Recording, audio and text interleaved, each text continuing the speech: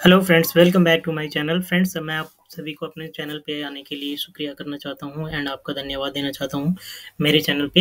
And friends, आज मैं अपने चैनल के थ्रू आज मैं रिव्यू करना चाहता हूँ Franklin India smaller company fund के बारे में।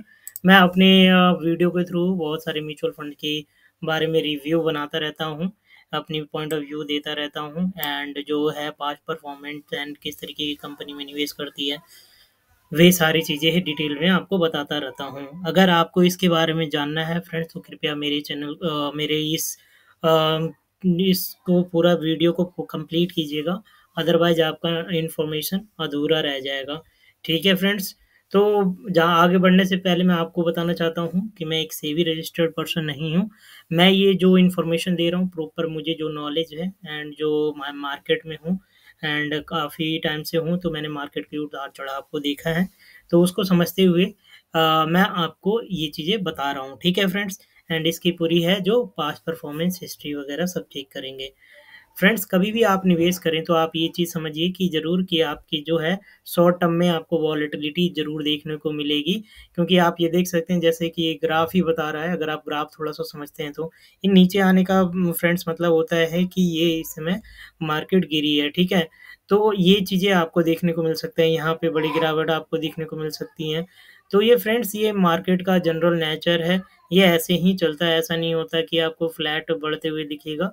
तो इन सभी चीज़ों के बारे में आपको तैयार रहना होता है एंड आपको अच्छी तरीके से अपनी रिस्क जितनी आप ले सकते हैं उस तरीके उसके बाद ही आप निवेश करने का सोच सकते हैं, क्योंकि हर पर्सन का अलग-अलग रिस्क कैपेसिटी होता है। कोई यंग होगा, कोई ओल्ड होगा, किसी को फैमिली से सपोर्ट होगा, किसी को फैमिली से नहीं सपोर्ट होगा, कोई वर्किंग होगा, कोई नॉन वर्किंग होगा। तो ऐसे बहुत सारे जो है लोग होते हैं हमारे आस-पास। तो फ्रेंड्स, सभी के लिए एक स्कीम सही नहीं होता है।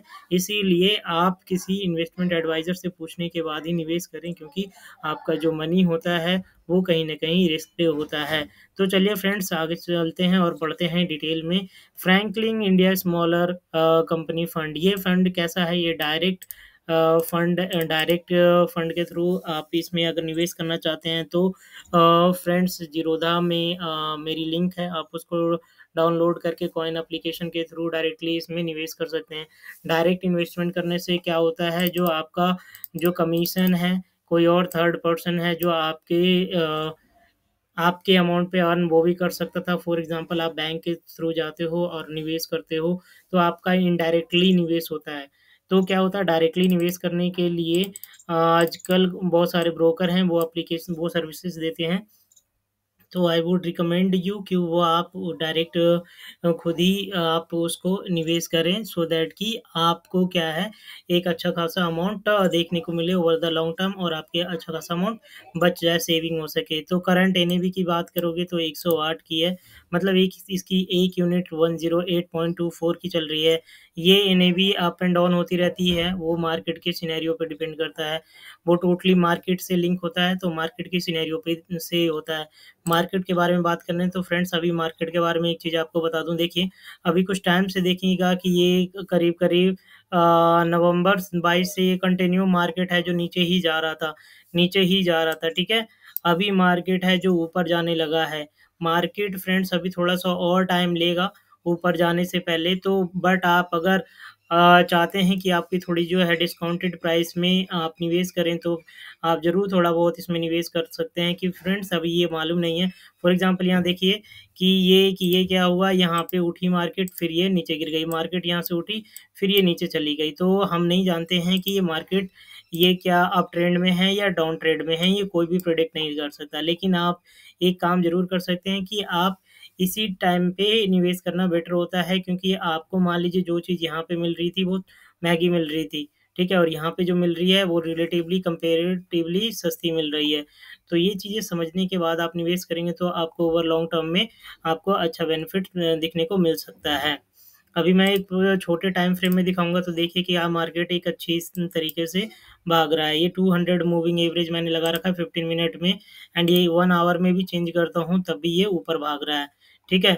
तो आप इन सभी चीज़ों को समझिए एंड समझने के बाद ही निवेश कीजिए। अगर क्या होता है कि यहाँ के बाद अगर मान लीजिए वो नीचे भी आएगा, तो अगर आप पैसे कुछ-कुछ लगाते जाएँगे, एक एक एक साथ कभी भी पूरा पैसा नहीं लगाइए मार्केट में। आप एसआईपी होता है, सिस्टमैटिक इन्वेस्टमेंट प्लान होता है, उसके थ्रू जाते हैं तो आपको अच्छे खासे बेनिफिट देखने को मिल सकता है।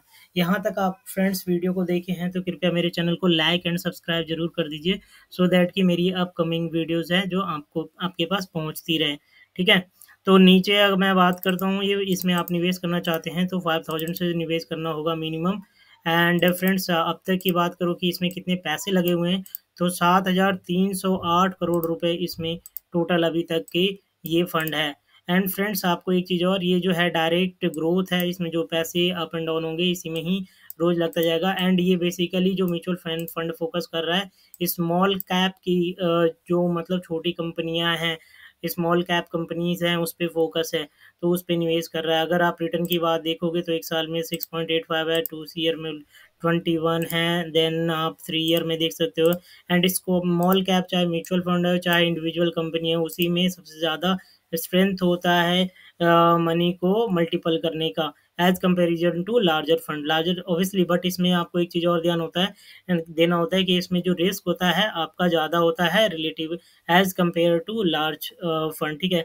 और एक चीज़ और, इसमें एग्जिट लोड आप देखना ना जरूर जरूर देखना ना भूलें, क्योंकि एग्जिट लोड यहाँ देखिएगा तो 1% है, यहाँ पे एक्सपेंस रेशियो 1.3% है, जो कि ज़्यादा है। बट ये डेफिनेटली फ्रेंड्स, क्योंकि स्मॉल कैप कंपनी में को मैनेज करते हुए क्या होता है, फंड मैनेजर को थोड़ा अच्छा अपने आप को अपडेट रखना पड़ता है, तो उसके लिए रिसर्च वगैरह लगता है। एंड उसमें जो है उसके में जो एएमसी में एम्प्लॉयज़ होती हैं उनकी सैलरी भी इन्हीं एक्सपेंस से रेशियो से ही मिलते हैं एंड एग्जिट लोड से मिलते हैं।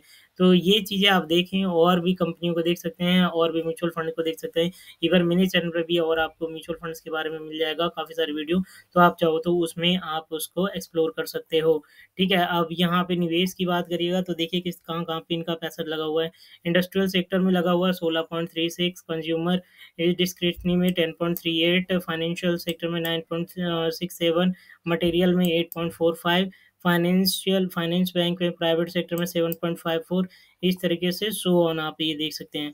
एंड कंपनियों की बात करेंगे आप, देखिए कैश एंड अदर कंपनी में मतलब इमीडिएट कैश वाले में इन्होंने 5.78% लगा हुआ है, जो कि अच्छा साइन है। इनके पास इतना कैश रहना चाहिए। ठीक है। जो इससे क्या होता है, बेनिफिट होता है कि जिनको अगर इंस्टेंट विड्रॉवल चाहिए होता है तो इनको कैश क्रंच की सिचुएशन नहीं होता है। ठीक है। या small cap Equitas small bank में इनका पैसा लगा हुआ है, ब्रिगेड इंटरप्राइजेस में लगा हुआ है, दीपक नाइट्रेट में लगा हुआ है। तो ये अच्छी-अच्छी कंपनियाँ हैं जहाँ पे इनके पैसे लगे हुए हैं। ये तो वे लगे हुए इस तरीके से आप चेक कर सकते हैं कहाँ-कहाँ पे इनके पैसे लगे हुए हैं। इट मीन्स कि सेम रेशियो में मान लीजिए जो भी पैसे आप निवेश करते हैं ना, सेम रेशियो में आपके पैसे भी यहीं पे डिस्ट्रीब्यूट होता है, इन्हीं कंपनियों में। अब इसके अलावा फ्रेंड्स मैं आपको एक थोड़ा-सा जल्दी से कंपैरिज़न दिखाना चाहता हूँ। यहाँ देखिए ये एक ना वैल्यू रिसर्च की वेबसाइट पे भी आके थोड़ा-सा इसके बारे में चेक कर सकते हैं। वैल्यू रिसर्च ने इसकी रेटिंग कम रखी है, बट आप इसकी परफ़ॉर्मेंस खुद चेक कर सकते हैं। मान लीजिए कि अपफ्रंट आप 1 लाख की निवेश करते और यहाँ पे अगर 10,000 अगर आप मंथली सिप करते तो 3 साल में ये इतने की आपको दे देता।